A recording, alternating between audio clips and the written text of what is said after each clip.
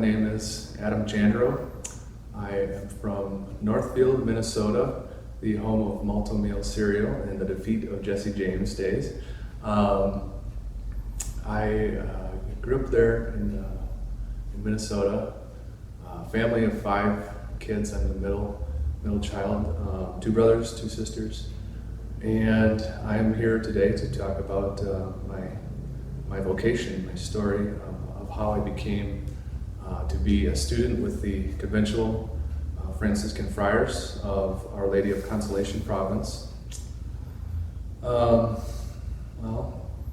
I would say my calling started when I was a very young boy. I remember the first time I was curious about my faith, about God, was when I was a boy.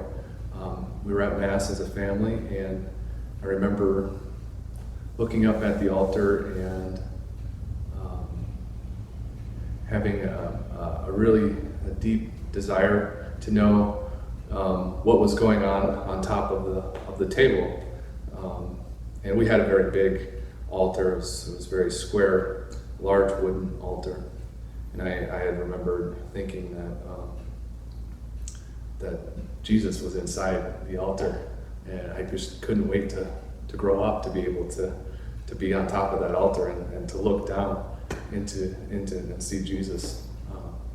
So I keep that memory fond, and it keeps my faith alive. Anyway, so that was when I was a young boy. Later on in high school, I was very active with in my youth ministry programs, mission trips, youth conferences. I was there every week, and we were at a youth conference in Steubenville, Ohio, at the Franciscan University.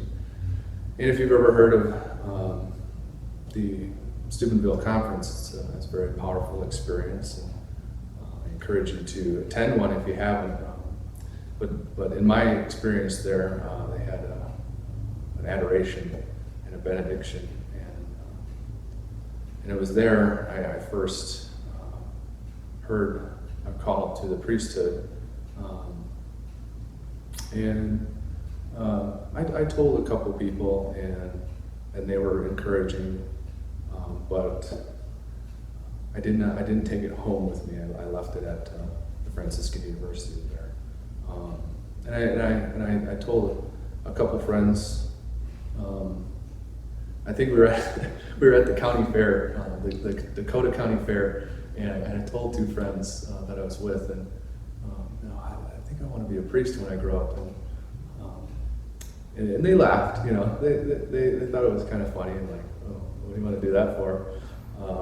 So I was a little embarrassed. I was probably 16, 17 years old, and so I put it away for a while. And I was still active in the youth group at the parish. And, we every first Saturday of each month we went to what's called Net Ministries. It's a national evangelical team. They minister to youth groups and put on retreats and stuff like that. Each first Saturday of the month they have a youth night, and we all went up there. That was a big part of our life as a youth group in my life. This came down to a few years later, after high school, Net Ministries had called me, and they said, do I want to be a netter, part of the Net team? And by that time I was already working out of high school, just bought a new truck, and I said, I really wanted to deep down say yes to that, because I always looked up to the Net staff. But I said no, because I was working, I was making money. I got to pay off my truck. I just bought a truck. So I said no to that, and from there, the no to the call lasted quite a while. And from there, I was working, got into the party lifestyle a little bit, a little too much at times, but came to be about 24, 25 years old, and decided that kind of lifestyle wasn't moving me forward anymore. So I had to put it away and turn away from it. And I got myself the help I needed, and got a clear mind. It was recovery. It was a new birth. So I was in recovery for about 5 or 6 years, and started dating a gal, beautiful girl. I met her through a summer camp I worked at. Wanted to date her for a long time, just really beautiful girl, beautiful in her faith, in her love towards other people. She's just very attractive in all different ways. So we dated for a while, not too long, but and I was to the point where I wanted to marry this girl, and I was real excited about it. And soon after that started happening, soon after I started praying about that, she broke up with me. She decided, our relationship wasn't in God's plan for her. Needless to say, I was a bit devastated, and I was heartbroken for a little while, but eventually I got back up on my feet. All right, if it's not her, it's not her. But one of the things that really helped me through that hurt was adoration of the Blessed Sacrament. And I was going to St. Mark's in Shakopee, Minnesota. Adoration just really helped out a lot. I was going to retreats, and that's where I met the Friars, is on a men's retreat at their retreat house in Prior Lake. And they were nice, and I didn't think much twice about joining them at that point. It was just a nice, peaceful place. They were easy to talk to. My associate pastor is a Conventual Franciscan. He was my associate pastor at the time.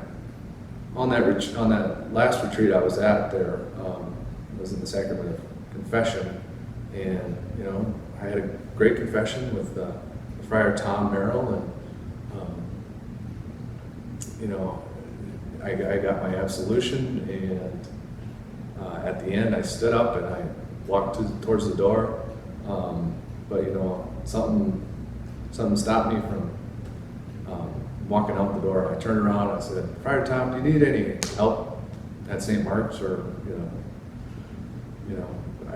I got some free time. What's going on?" He's like, "Oh, that'd be great. Help out with the youth ministry." So I was back in youth ministry. I got to share my experiences with the youth there, go on some retreats again, and got back to Steubenville Youth Conference. Back to that same experience of adoration,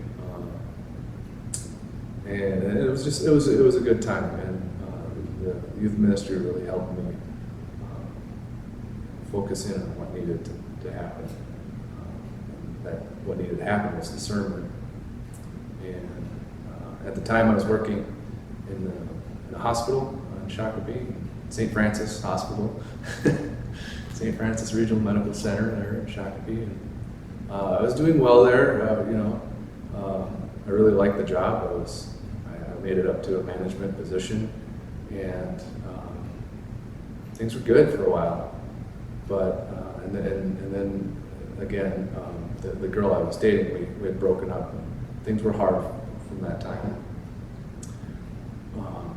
But eventually moved on with the help of getting back to where I needed to be in relationship with God. And I was in adoration one late night. It was a beautiful, snowy Minnesota night. The flakes were big and puffy. It was just a beautiful type of snow. And there's a thing about the heavy snow in Minnesota, or anywhere for that matter. When it snows real heavy like that, it's a silence. and you can hear yourself breathe, and things just seem to slow down. So I was on my way into adoration, and there was this deep silence of snow. I go into the adoration chapel. And I was there for a while, prayed my rosary, and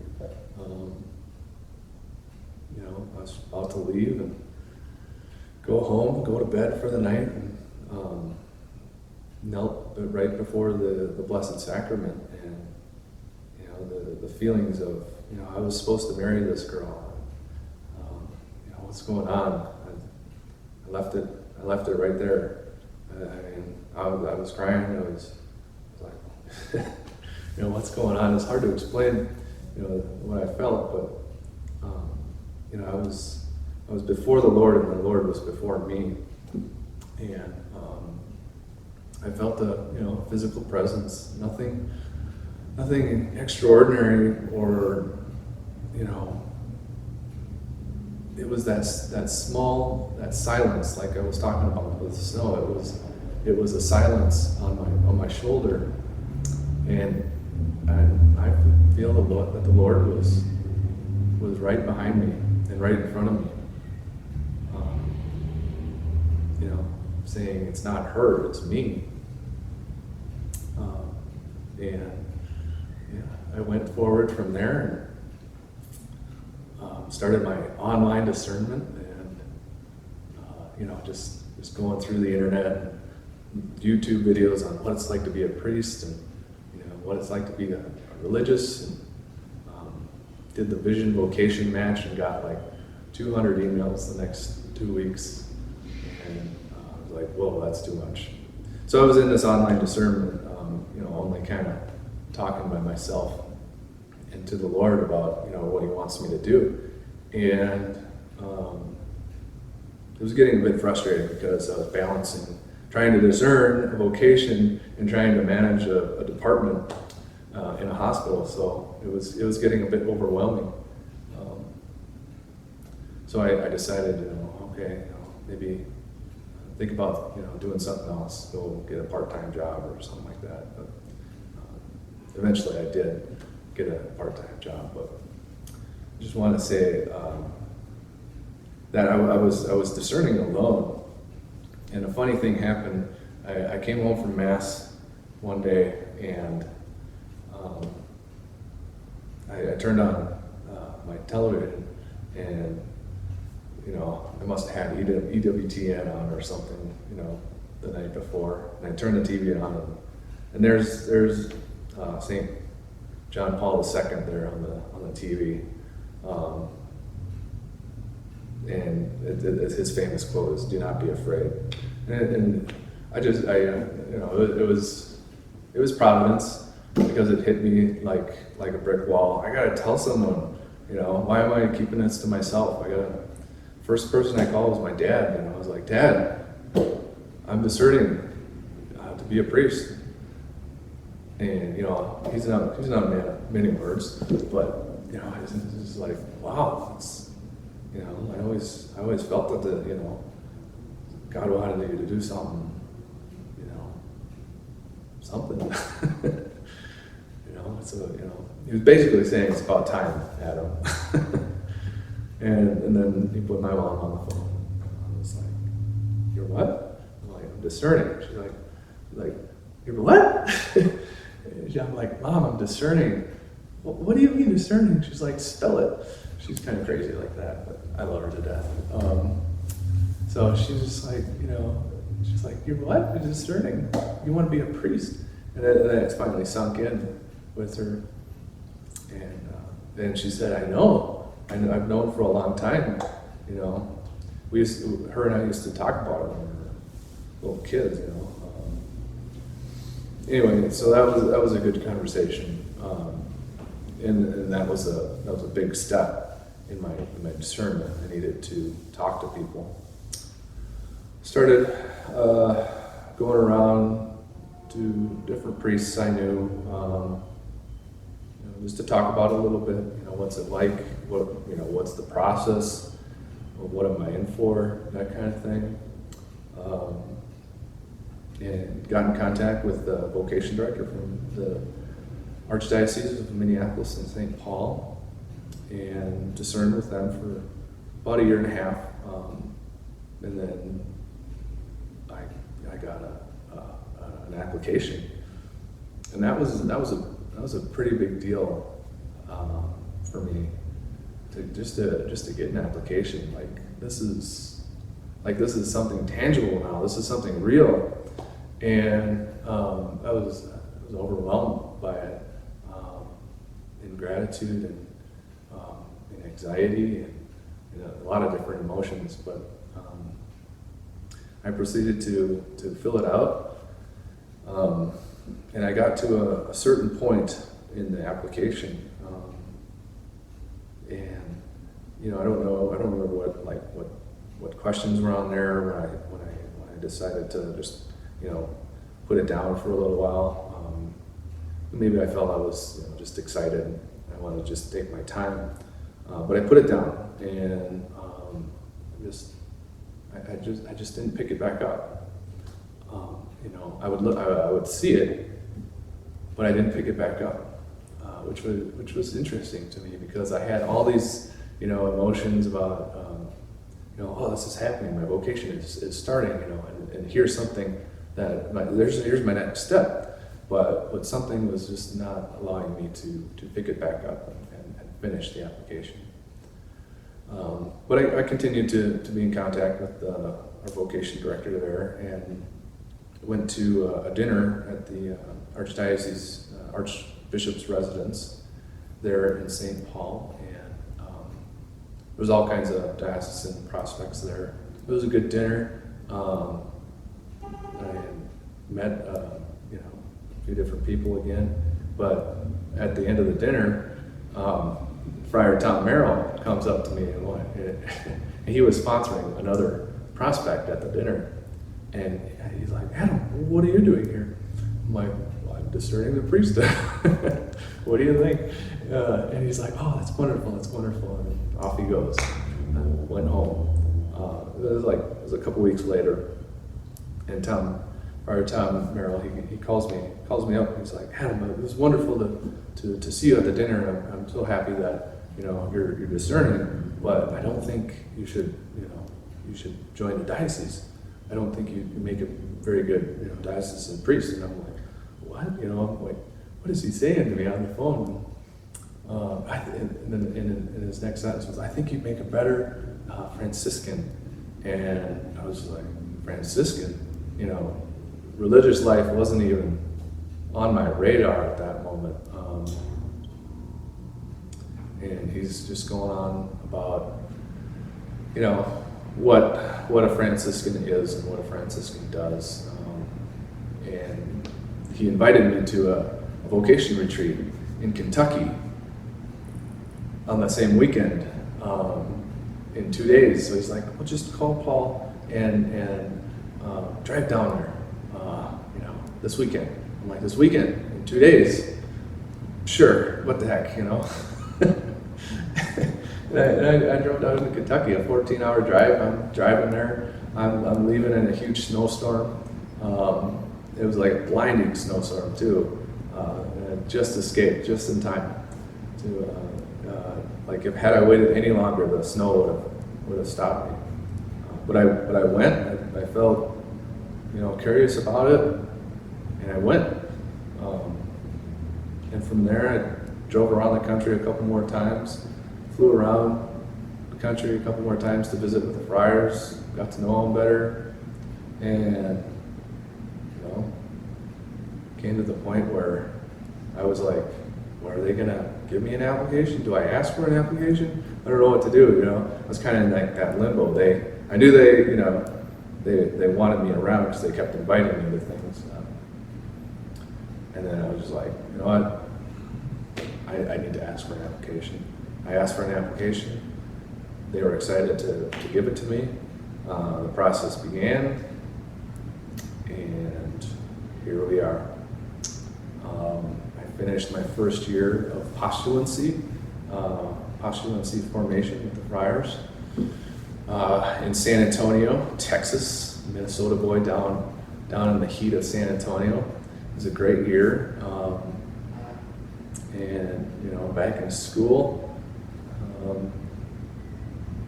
And in 34 days, I'll be a friar. I'll be a Franciscan. I'm pretty excited about that. I'll be beginning my novitiate year of formation. And I'm excited. I'm very excited to see it and to see, how this evolves. So, if you're feeling afraid,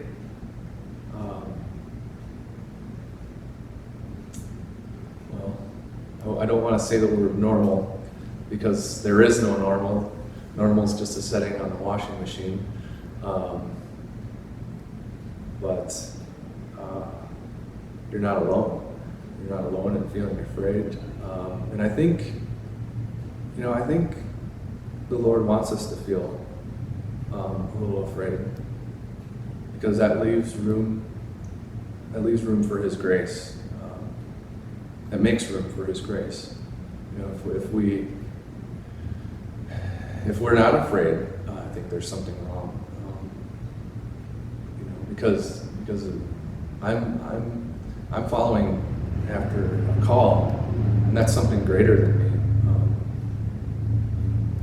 So embrace the fear and ask questions. That's the biggest thing.